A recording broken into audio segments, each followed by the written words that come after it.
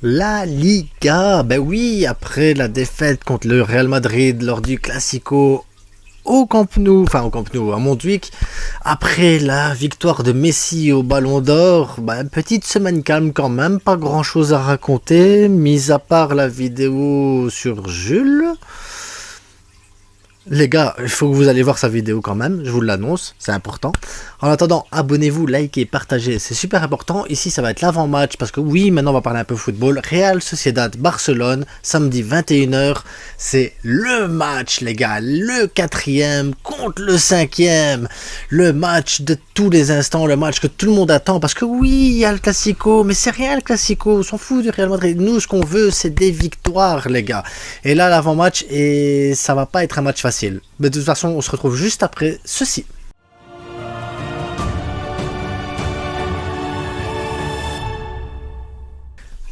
Ah, l'avant-match, les gars, l'avant-match, la Real Sociedad. Et on pourrait se dire, ben ça va, Barça, il est quand même meilleur, Barça, ils sont plus forts, on va récupérer Pedri, Koundé, Rafinha, Lewandowski, on va récupérer la Dream Team, la bonne équipe, ça va aller, ça va tourner, ça va rouler. De toute façon, la Real Sociedad, bon, ils sont 5e, mais ça va. Bon. On a déjà du mal contre le Celta qui est 16e, on a du mal contre Mallorca, on a du mal à l'extérieur, parce qu'à l'extérieur, le Barça, les gars, le Barça, le classement extérieur, on est 5e, 9 points sur 15 pris à l'extérieur, c'est triste, c'est très triste. Et la Real Sociedad à domicile, invaincue. Oui, nous allons devoir nous déplacer à la Sociedad qui sont invaincus à domicile et nous, on va devoir aller prendre des points à la Real Sociedad alors qu'on est mauvais à l'extérieur. Vous sentez le petit déséquilibre comme ça? Après, c'est pas la fin du monde. Moi, je suis certain qu'on est meilleur que la Real Sociedad. Je suis certain que le match contre le Real Madrid, c'est une défaite qui pourrait bonifier l'équipe. Maintenant, c'est là qu'on va voir, c'est le mental de l'équipe. Est-ce que l'équipe va pouvoir se relever de cette défaite, va pouvoir à un moment donné se dire, ok les gars, un peu d'orgueil, on doit aller écraser la Real Sociedad, on doit montrer qu'on est le Barça. Parce que c'est ça que j'attends. Moi, j'attends ça. Peu importe les joueurs que Xavi va mettre sur le terrain, peu importe la formation qui sera mise en place, je veux des joueurs orgueilleux. Je veux des joueurs qui arrivent sur le terrain comme des hommes et qui se battent comme des hommes. Ou comme les femmes du Barça. Parce que voilà, elles vont gagner, chercher des ballons d'or et tout ça. Elles, c'est la classe. Mais nous, je veux qu'on aille à l'extérieur comme ça, avec cette mentalité de gagnant. Cette mentalité, non les gars, on a perdu contre le Real, mais c'est un faux pas. Ça arrive de faire des faux pas, ça arrive de merder de temps en temps, c'est pas la fin du monde en soi, mais pour pas que ça soit la fin du monde, tu dois enchaîner les victoires, peu importe ton adversaire. Ici c'est la Real Sociedad, ben c'est la Real Sociedad qui doit prendre la... Voilà, c'est la Real Sociedad, elle doit prendre cher ce week-end, elle doit ramasser, parce que c'est comme ça que ça doit aller. Et il faut mettre l'équipe en place. Il faut mettre la mentalité de tueur en jeu. Il faut, comme Gundogan l'a dit, il était déçu. Gundogan, des joueurs, la mentalité, rentrer de vestiaire. Ouais, il y avait des personnes sur leur téléphone qui rigolaient après le match. Je suis d'accord, c'est pas normal. Tu dois rentrer du vestiaire en disant, mais merde, on a perdu contre le Real Madrid. Maintenant, il va falloir qu'on se relève. Maintenant, il va falloir qu'on se pose et qu'on se dise, ok, qu'est-ce qu'elle n'a pas été, qu'est-ce qu'elle a été, qu'est-ce qu'on doit faire, comment on doit jouer, le pressing, contre-pressing, les actions, on doit les mettre, comment se créer plus d'occasions, comment ces occasions-là, on doit aller les mettre en place, comment ne pas encaisser des buts, comment défendre correctement et éviter de se mettre en danger.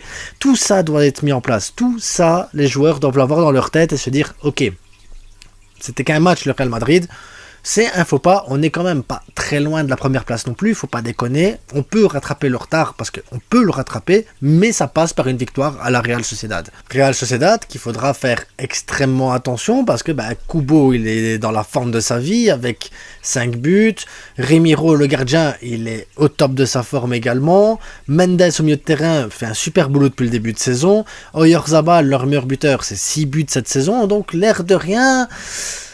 Ça enchaîne aussi du côté de la Real Sociedad. Différence de but, la Real Sociedad, c'est 20 buts marqués pour 14 prix. Nous, c'est 23 marqués pour 12 prix. C'est pas très loin l'un de l'autre, les gars. C'est vraiment un match, je vous dis, c'est équilibré.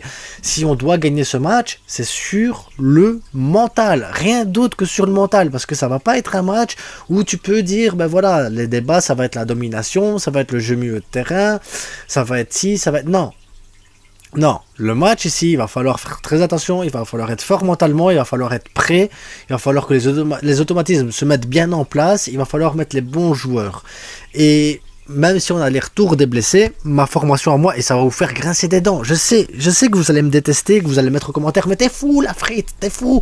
Pourquoi tu fais ça, comme ça? Pourquoi tu fais ça la frite? Pourquoi tu mets cette formation?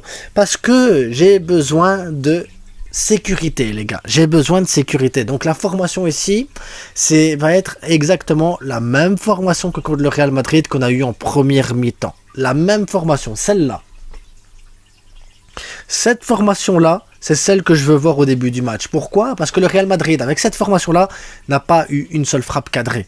Le Real Madrid, avec cette formation-là, s'est fait bouffer. Mais quand je vous dis bouffer, c'est bouffer carrément. Pas une action.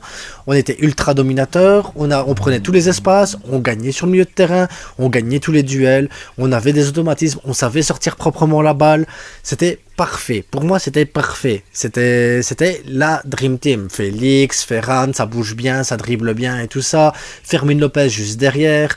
Gavi, Gundogan en double pivot. Cancelo à droite, un homme libre qui peut déborder, qui peut aller au milieu, qui fait ce qu'il veut. Baldé, pareil sur son côté gauche. 3 défenseurs pour avoir vraiment une défense vraiment très solide qui empêche déjà que les attaquants adverses viennent sur toi, mais ça te permet aussi de sortir la balle proprement. Inigo, Christensen, Aroro, ça fonctionnait super bien. Donc voilà, moi je repartirai sur cette formation-là, surtout que l'air de rien, Oyarzabal, Kubo, Mendes, ce sont des joueurs qui savent s'infiltrer, qui savent jouer, qui savent aller entre les lignes. Donc pour moi, c'est même plus dangereux que l'attaque du Real Madrid. Donc pour moi, cette formation qu'on a eue au départ au Real Madrid, c'est la classe. Mais ensuite, il y a les changements. Et ça, c'est important, les gars. Parce que c'est ça la partie importante de la vidéo, c'est les changements. Lewandowski à la place de Ferran, ça me dérange pas. À condition que Lewandowski arrête de penser qu'il est Lionel Messi. Faut qu'il arrête de penser. Lewandowski, si tu vas dans ton rectangle, parce qu'après je repasserai en 4-3-3, et Lewandowski dans le rectangle. Touche pas la balle, fais pas un contrôle de balle parce que la balle elle est magique, elle va partir loin. Faut pas faire ça. Non, Robert, ne fais pas ça. Ne fais pas ça, Robert. Robert, la balle elle arrive vers toi, t'es dans le rectangle. La tête, le genou, le pied, le talon, je m'en fous. En un temps, tu frappes. En un temps, tu frappes et tu chipotes pas. Essaye pas de commencer à dire oui, je vais diriger le jeu, je vais regarder à gauche, à droite, je vais faire la distribution. Non, le temps que tu regardes à gauche, à droite, que tu fais la distribution, que tu contrôles ta balle à 10 mètres, on a perdu la balle, l'action elle est morte. Lewandowski, tu tires en un temps. Ensuite, à droite, Rafinha, les gars, Rafinha, je fais sortir Baldé, je mets Cancelo à gauche, Aroro à droite, Inigo, et je fais rentrer Koundé à la place de Christensen. Ça serait la défense. Comme ça, Cancelo à gauche, il fait ce qu'il veut, il balade, il monte, il fait le carnage qu'il veut. Cancelo, de toute façon, plus tu le laisses libre, plus il est dangereux. Donc, voilà. Et puis, c'est pour ça que je fais rentrer Rafinha à la place de Baldé, parce que du côté droit, Rafinha, il sait faire les efforts défensifs, donc ça veut dire qu'à gauche, tu as toujours un joueur qui peut monter, descendre, déborder, faire le bordel, et à droite, un Rafinha qui peut faire la même chose aussi également. Ça veut dire que tu aurais du danger à gauche, tu aurais du danger à droite, ça serait super bien équilibré. Tu gardes toujours Gavi, Gundogan en double pivot. Je fais sortir Fermin Lopez les 20 dernières minutes pour mettre Pedri, pour qu'il se remette un peu en jambe, parce que Pedri est de retour normalement, parce que à l'heure où je tourne la vidéo, on n'a pas encore eu la feuille de match, mais normalement Pedri sera de retour. Donc, comme vous l'aurez compris, Koundé, il rentre à la place de Christensen. Baldé, il sort pour Rafinha. Cancelo, il bascule à gauche. On remet un 4-3-3 avec un double pivot Gundogan-Gavi depuis le début de match. Comme ça, c'est sûr, ça bouge pas. On garde en fiabilité et en sortie de ballon.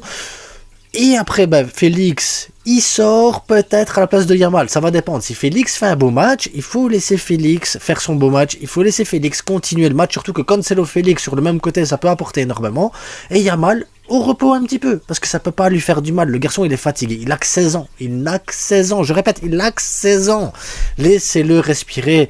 On aura besoin de lui à un moment donné. On aura besoin de ses efforts. On aura besoin de lui, de sa technique, de sa percussion et tout ça. Mais je pense que Félix, sur le côté gauche, c'est pas la fin du monde en soi. Et puis, au prochain match, tu peux mettre Rafinha titulaire et le faire sortir pour Yamal pour qu'il prenne quelques minutes Yamal. Et puis, tu reprends correctement à ce moment-là les échanges entre Yamal et Rafinha pour que chacun ait des temps de jeu. Voilà. pour qu'il y ait une rotation correcte entre les deux joueurs. Mais l'idée ici, c'est que Rafinha ne se tue pas à la tâche non plus. L'idée, c'est que Rafinha commencerait peut-être le prochain match titulaire, comme ça, ben, il prend encore des minutes, un peu plus, mais sans faire le match complet. Ici, ce serait 30 minutes pour Rafinha. Prochain match, il prend 60 minutes. Prochain match, il en prend un peu plus. Voilà, l'idée, c'est de faire ça avec Rafinha progressif. Ce serait pareil avec Pedri, Fermin, de manière à ce que Pedri prenne des minutes progressivement. On a le temps pour Pedri, parce que la magie Pedri, c'est comme ça. Et comme ça, à gauche, ben, tu peux avoir à ce moment-là Ferran Torres, Félix qui tournent un petit peu ensemble.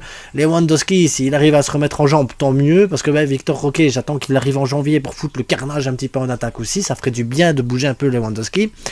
Et surtout, je ne veux pas avoir Oriol Romeu sur le terrain. Oui, je le défends des fois, parce que oui, on tombe dessus trop facilement, je trouve.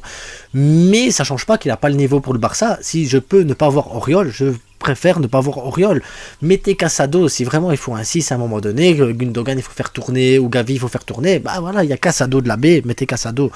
Voilà, je sais pas ce que vous en pensez, donc ça veut dire qu'on commence le début de match avec la même formation qu'on a eu à Madrid, et on tourne après en deuxième mi-temps avec un 4-3-3, double pivot Gavi Gundogan, comme je dis, il y a Yamal ou Félix, ça dépend si Félix est bien dans son match, on garde Félix, Lewandowski à la place de Ferran Torres, Rafinha à la place de Baldé, Cancelo qui bascule à gauche, comme ça Roro il va à droite. En défense, les deux centraux, Inigo, Koundé, parce que Koundé remplacerait Christensen. Et Fermin sort pour Pedri. Et voilà, il y en a vraiment une belle équipe, parce que ça veut dire que le 11 de départ était dangereux contre le Real Madrid. Les remplaçants, normalement, sont au niveau pour être dangereux contre la Real Sociedad. Et ça veut dire que toi, quoi qu'il arrive, normalement, doit être bon tout le temps. Tout le temps, pendant 90 minutes, on devrait être bon normalement. Et on devrait être dangereux. Et on devrait tuer le match. Et on devrait gagner avec 5 buts d'avance. Et on doit jouer avec le mental. Et on doit montrer qu'on est toujours présent. Que la défaite contre le Real Madrid, c'était rien. Juste un faux pas. C'est ça l'idée que je veux voir. Je veux une mentalité de fou sur le match. Et après, peu importe après, comme je vous dis, qui va rentrer sur le terrain. Ce qui compte, c'est de voir cette mentalité de gagnant sur le terrain. C'est tout ce que je veux voir, les gars. En attendant, abonnez-vous, likez, partagez. Dites-moi quelle serait votre formation. Comment vous verrez les choses. Comment vous envisagez. Est-ce que oui, vous mettez Rafinha directement titulaire. Est-ce qu'on joue avec 4 défenseurs seulement. Bref, il y a tellement de possibilités parce que on récupère les remplaçants. Normalement, Frenkie. Je parle pas de Frenkie ici parce que pour moi, il ne devrait pas être là sur la feuille de match. Mais il est évident que si Frenkie est présent, ben à la place de Yamal pour Félix, je mets Frenkie à la place de Gavi pour que Gavi souffle un petit peu, parce que voilà, Gavi, l'air de rien, il carbure en ce moment, il carbure le Gavi, ça lui ferait du bien que Frenkie revienne pour dire qu'il souffle un petit peu, pas que je suis mécontent de Gavi, loin de là, mais j'aimerais bien qu'il souffle, parce que j'ai pas envie que notre joueur, ben, il se blesse à cause de trop de matchs, les gars, trop de matchs. En attendant, on se retrouve après le match pour le débrief à chaud. Je serai peut-être en live sur une autre chaîne YouTube, peut-être. Je tiendrai au courant de toute façon sur Instagram, sur Twitter et bah, sur YouTube aussi sur un truc. Et voilà les gars. En attendant, bonne soirée à tous, bonne journée, je sais pas quand vous regardez la vidéo et on se retrouve bientôt. Ciao.